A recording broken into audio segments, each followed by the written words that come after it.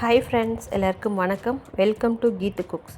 இன்றைக்கி நம்ம கத்திரிக்காயில் நான்வெஜ் சுவையில் ஒரு வறுவல் தான் பார்க்க போகிறோம்.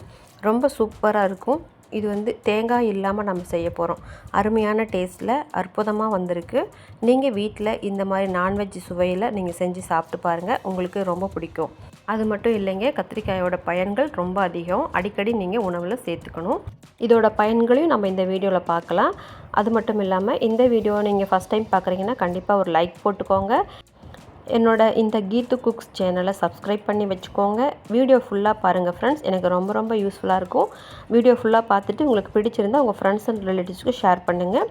கூடவே இருக்க பெல் ஐக்கானில் ஆல் ஆப்ஷனை கிளிக் பண்ணி வச்சுக்கோங்க. இந்த கத்திரிக்காயில் நீர்ச்சத்து அதிகமாக இருக்குங்க. நம்மளோட ஸ்கின்னுக்கு ரொம்ப சூப்பரான டோன் கொடுக்கும். கத்திரிக்காயில் விட்டமின் சி, இரும்பு சத்து நிறையா இருக்குங்க. நரம்புகளுக்கு வலுவூட்டுறதுக்கும் இந்த கத்திரிக்காயை அடிக்கடி சாப்பிட்டு வரதுனாலையும் சளி இருமலையும் போக்கக்கூடிய ஒரு சக்தி இந்த கத்திரிக்காயில் நிறையவே இருக்குங்க. இப்போ நம்ம இந்த ரெசிப்பியை எப்படி செய்யலாம் அப்படிங்கிறத பார்க்கலாங்க. எப்போதுமே கத்திரிக்காயை நம்ம கட் பண்ணதும் தண்ணியில் போட்டு வச்சிடணும். அந்த தண்ணி பச்சை தண்ணியாவோ அல்லது அரிசி களைஞ்ச அந்த தண்ணியில் போட்டு வச்சாலும் ரொம்ப ஃப்ரெஷ்ஷாக நமக்கு இருக்கும். ஏன்னா அது சமைக்கிறதுக்கு முன்னால் தண்ணியில் போடாமல் அப்படியே டைரெக்டாக நம்ம சமைச்சோம்னா காரல் விழுந்த மாதிரி டேஸ்ட்டே சேஞ்ச் ஆகிடும், கசப்பு தன்மை வந்துடும். அதுக்காகத்தான். இப்போ ஒரு கடாயில் 4 ஸ்பூன் அளவுக்கு குக்கிங் ஆயில் விட்டுக்கலாம். அதில் பட்டை, லவங்கம், ஏலக்காய் 3, லவங்கம் ஒரு 5, பட்டை ஒரு 3 துண்டு சின்னதாக போட்டுக்கலாம். ஒரு பச்சை மிளகாய் 3ஆக கட் பண்ணி சேர்த்துருக்கேன். வரமிளகாய் 4 விதை இல்லாமல் கிள்ளி சேர்த்துருக்கேன். இப்போது 2 பெரிய வெங்காயம் நீல வாக்கில் கட் பண்ணி அதையும் சேர்த்துருக்கேன். இந்த வெங்காயம் ஓரளவுக்கு வதங்கிட்டு வரும்போதே நம்ம இஞ்சி பூண்டு பேஸ்ட்டும் ஆட் பண்ணிக்கலாம். அதோடு சேர்த்து கண்ணாடி பதம் வர வரைக்கும் நம்ம வதக்கிக்கலாம். நான்வெஜ் டேஸ்ட் கொடுக்கறதுக்கு நமக்கு இந்த மாதிரி இன்க்ரீடியன்ட் நல்லா வதங்கியிருந்தால் நமக்கு டேஸ்ட் நல்லாயிருக்கும். இப்போ 2 ஸ்பூன் அளவுக்கு நம்ம இஞ்சி பூண்டு பேஸ்ட்டும் ஆட் பண்ணிக்கலாம். ஆல்ரெடி ஸ்டவ்வோட அனலை நான் குறைச்சி தான் வச்சுருக்கேன். லோ ஃப்ளேம்லேயோ அல்லது மீடியம் ஃப்ளேம்லேயோ வச்சுக்கலாம். நாம் போடுற பொருட்கள் தீயாமல் வேகும்போது நல்ல டேஸ்ட் கொடுக்கும். இப்போது ஒரு தக்காளி நான் சாப் பண்ணி வச்சுருந்தேன், குட்டியாக கட் பண்ணி வச்சுருந்தேன், அதையும் ஆட் பண்ணிக்கலாம். இஞ்சி பூண்டு பேஸ்ட் ஓரளவுக்கு நல்லா வதங்கினதுக்கு அப்புறம் தான் தக்காளி சேர்த்துருக்கோம். தக்காளியும் நல்லா ஸ்மாஷ் ஆகி நல்லா வதங்கி வரட்டும். இப்போது இதில் ஒரு 1/2 டீஸ்பூன் அளவு உப்பு சேர்த்துக்கலாம். 1/4 டீஸ்பூன் அளவுக்கு மஞ்சள் தூள் ஆட் பண்ணியிருக்கேன். இப்போ இதை மட்டும் நல்லா மிக்ஸ் பண்ணி விட்டுக்கலாம். இப்போ இதை நல்லா மிக்ஸ் ஆனதுக்கு அப்புறமா நம்ம நறுக்கி வச்சுருந்த காயை ஆட் பண்ண போகிறோம். அது கொஞ்சம் வெந்து வந்ததுக்கப்புறம் நாம் மசாலா ஆட் பண்ணிக்கலாம். இப்போ நான் 300 கிராம் அளவுக்கு கத்திரிக்காயை குறுக்க வாக்கில் ரவுண்டாக நான் கட் பண்ணிக்கிட்டேன். நம்மளோட இஷ்டம்தான். நீல வாக்கில் பண்ணால் சீக்கிரம் உடஞ்சிடும். ஆனால் இந்த மாதிரி குறுக்க வாக்கில் கட் பண்ணும்போது நமக்கு காய் கடைசி வரைக்கும் நம்ம சாப்பிட்ற வரைக்குமே உடையாமல் அருமையான டேஸ்ட்டில் நமக்கு பெரட்டி எடுத்தால் வறுவலில் முழுசாக எடுத்து சாப்பிட்ற அளவுக்கு நம்ம கத்திரிக்காயை செய்யலாம்.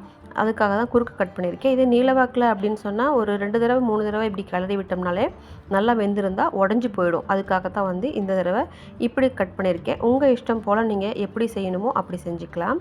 இல்லை குட்டி பீசஸாக கட் பண்ணி நம்ம வறுவல் செஞ்சாலும் நல்லா தான் இருக்கும். ஓரளவுக்கு உடையாமல் வரணும் அப்படிங்கிற காரணத்துக்காகவும் கத்திரிக்காய் முழுசாக எடுத்து சாப்பிட்ற மாதிரி இருக்கணும் அப்படிங்கிறதுக்காகவும் தான் குறுக்க வாட்டில் இப்படி கட் பண்ணியிருக்கேன். நம்மளோட இஷ்டம் போல் நம்ம கட் பண்ணிக்கலாம். இப்போ ஒரு 5 நிமிஷம் போல் மீடியம் ஃப்ளேம்லேயே கத்திரிக்காயை மூடி வச்சு நம்ம குக் பண்ணிக்கலாம். ஆல்ரெடி கத்திரிக்காயில் நீர் சத்து இருக்கிறதுனால தண்ணி எதுவும் ஆட் பண்ண தேவையில்லை. இப்போ 5 நிமிஷம் போல் கழித்து எடுத்து பார்த்ததுக்கப்புறம் பார்த்திங்கன்னா நல்லாவே ஓரளவுக்கு வெந்து வந்திருக்கு. இதை மீடியம் ஃப்ளேம்லேயே இருக்கும்போது நம்ம அடிக்கடி எடுத்து கிளறியும் விட்டுக்கலாம். இந்த கேப்பில் நம்ம கத்திரிக்காயோட பயன்களை இன்னொரு முறை பார்க்கலாம். ஆரம்பக்கட்ட சிறுநீரக கற்களை கரைக்கக்கூடிய வல்லமை கத்திரிக்காய்க்கு இருக்குங்க. வாத நோய், ஆஸ்துமா, ஈரல் நோய்கள், கீழ்வாதம், சளி, பித்தம், தொண்டைக்கட்டு, மலச்சிக்கல், தொண்டை கரகரப்பு இதெல்லாமே சரி செஞ்சு கொடுக்குங்க. இப்போது நாம் மசாலா ஆட் பண்ணிக்கலாம். 1லேருந்து 1.5 ஸ்பூன் அளவுக்கு மசாலா, சிக்கன் மசாலா தூள் ஆட் பண்ணிக்கலாம். 1 ஸ்பூன் அளவுக்கு ரெட் சில்லி பவுடர் ஆட் பண்ணிக்கலாம். காரத்தை பொறுத்து கூடவோ குறைச்சோ நம்ம ஆட் பண்ணிக்கலாம். 1 ஸ்பூன் போதும். காஷ்மீரி மிளகாத்தூள் ஒரு சின்ன ஸ்பூனில் 1 ஸ்பூன் அளவுக்கு ஆட் பண்ணிக்கலாம். உப்பும் மஞ்சத்தூளும் ஆல்ரெடி நம்ம கொஞ்சம் சேர்த்துருக்கோம். இந்த மசாலா மட்டும் இப்போ ஆட் பண்ணிவிட்டு நல்லா காய் உடையாத மாதிரி பொறுமையாக கிளறி விட்டு எல்லா பக்கமும் மிக்ஸ் ஆகிற மாதிரி நம்ம கிளறி விட்டுக்கலாம். இதையும் நம்ம கொஞ்சம் போல் உடையாமல் இருக்க மாதிரி கிளறி விட்டுட்டு தண்ணி கொஞ்சமாக சேர்த்து நம்ம மறுபடியும் கிளறி விட்டு மூடி போட்டு மூடி விட்டுக்கலாங்க. ஆல்ரெடி உப்பு நம்ம சேர்த்துருந்தோம், அது பத்தாது. இப்போ கொஞ்சம் சேர்த்தோம்னா காயில் நல்லா இறங்கிக்கும். 1 ஸ்பூன் அளவு மறுபடியும் நம்ம இந்த உப்பு சேர்த்துக்கலாம். சேர்த்து விட்டு நல்லா கிளறி விட்டுட்டு மறுபடியும் மூடி போட்டு ஒரு 2-3 நிமிஷத்துக்கு நம்ம வேக விடலாம். அருமையாக வெந்து வந்துடும். கத்திரிக்காய் சீசனில் கிடைக்கும்போது நம்ம நிறையவே வாங்கி செய்யலாம். வாரத்தில் ஒரு 3 தடவையாவது எடுத்துக்கலாம். இது ஸ்கின் ப்ராப்ளம்க்கெலாம் ரொம்பவே ரெமிடியாக இருக்குங்க. இப்போ கொஞ்சம் போல் தண்ணி விட்டு நம்ம கிளறி விட்டுக்கலாம். ஒரு 1/4 டம்ளர் அளவுக்கு தான் நான் ஆட் பண்ணியிருக்கேன். மறுபடியும் தேவைன்னா ஆட் பண்ணிக்கலாம். 1/4 to 1/2 டம்ளருக்குள்ளே தான் இருக்கும். இப்போ மறுபடியும் நம்ம மூடி போட்டு ஒரு 3 நிமிஷம் போல் நம்ம வேக விட்டுக்கலாம். ஓரளவுக்கு நல்லாவே வெந்து எண்ணெயெல்லாம் பிரிஞ்சு ஓரத்தில் வந்திருக்கு. கொஞ்சம் போல் மீடியம் ஃப்ளேம்லேயே இருக்கட்டும். ஒரு 2 கிளறி விட்டுக்கலாம். கத்திரிக்காயில் ஃபோட்டோ நியூட்ரியன்ஸ் அப்படிங்கிற ஒரு வேதிப்பொருள் நிறையா இருக்குது. இது வந்து மெமரி பவரை அதிகப்படுத்தி கொடுக்குதுங்க. சின்ன குழந்தைங்களுக்குலாம் நிறையா இப்போ இருந்தே கொடுக்க ஆரம்பிச்சிங்கன்னா அவங்க நல்லா ப்ரில்லியண்ட்டாக வருவாங்க. அதே போல் கெட்ட கொழுப்பை கறக்கக்கூடிய ஆன்டி ஆக்சிடென்ட்ஸ்லாம் நிறையா இருக்குது. நம்மளோட வெயிட் மேனேஜ்மெண்ட்டுக்கு ரொம்ப ரொம்ப யூஸ்ஃபுல்லாக இருக்கும். இந்த கத்திரிக்காய் நம்ம மூடி வச்சுருந்தாலும் அப்பப்போ எடுத்து நம்ம கிளறி விட்டுக்கலாம். இப்போ ஆல்மோஸ்ட் நல்லா சமைச்சு முடிச்சாச்சு. நம்ம வந்து டேஸ்ட்டும் பார்த்துக்கலாம். இப்போ மல்லித்தழை தூவி நம்ம பரிமாறிக்கலாங்க. சிக்கன் மசாலா சேர்த்த நான்வெஜ் டேஸ்ட்டில் கத்திரிக்காய் வறுவல் அருமையாக ரெடி ஆகிடுச்சு. தேங்காய் இல்லாமல் ரொம்ப சூப்பராக குயிக்காக செஞ்சு முடிச்சிடலாம். அருமையான டேஸ்ட்டில் உங்களுக்கு இருக்கும். கத்திரிக்காயில் பார்த்திங்கன்னா கேன்சர் வராமல் பார்த்துக்கக்கூடிய வேதிப்பொருட்கள் நிறையா இருக்குது. நம்மளோட வெயிட்டை வந்து மெயின்டைன் பண்ணும். அதே மாதிரி புரோட்டீன், கலோரி அளவு, தாது உப்புக்கெல்லாம் கத்திரிக்காயில் நிறையா இருக்குது. கத்திரிக்காயில் vitamin A, vitamin C, vitamin B நிறையா இருக்குது. இதனால் நமக்கு வந்து நிறைய டிசீசஸ் வராமல் தடுக்கக்கூடிய பண்புகள் அதிகமாக இருக்குங்க கத்திரிக்காயில். பொதுவாக கத்திரிக்காய் சாப்பிட்றது வந்து ஒரு சிலருக்கு அரிப்பை ஏற்படுத்தும், அலர்ஜியை கொடுக்கும் அப்படின்லாம் சொல்லுவாங்க.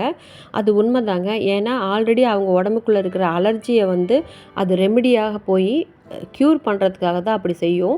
எப்போதுமே பார்த்திங்கன்னா நமக்கு வந்து ஒரு ப்ராப்ளம் இருக்குது உடம்புல அப்படின்னு சொன்னால் அதை ரெமிடியை ரெக்டிஃபை பண்ணுறதுக்கு தான் உள்ளே போய் மருந்து வேலை செய்யும். இப்போ சளியாக இருக்குன்னா சளிக்கு மருந்து மாத்திரை சாப்பிட்டோம்னா அந்த சளி இன்னும் அதிகமாக வெளியில் வரும். நம்ம தப்பாக புரிஞ்சுக்கிறோம். அதுபோல தான் இந்த கத்திரிக்காய் சாப்பிடும்போது அரிப்பு ஏற்படுது, அதனால் எனக்கு சேராது அப்படிங்கிறதெல்லாம் தவறான கருத்துக்கள். இது நாங்கள் வந்து அனுபவத்தில் கண்ட உண்மைகள். இந்த வீடியோ உங்களுக்கு கண்டிப்பாக பிடிச்சிருக்கும்னு நான் நினைக்கிறேன்.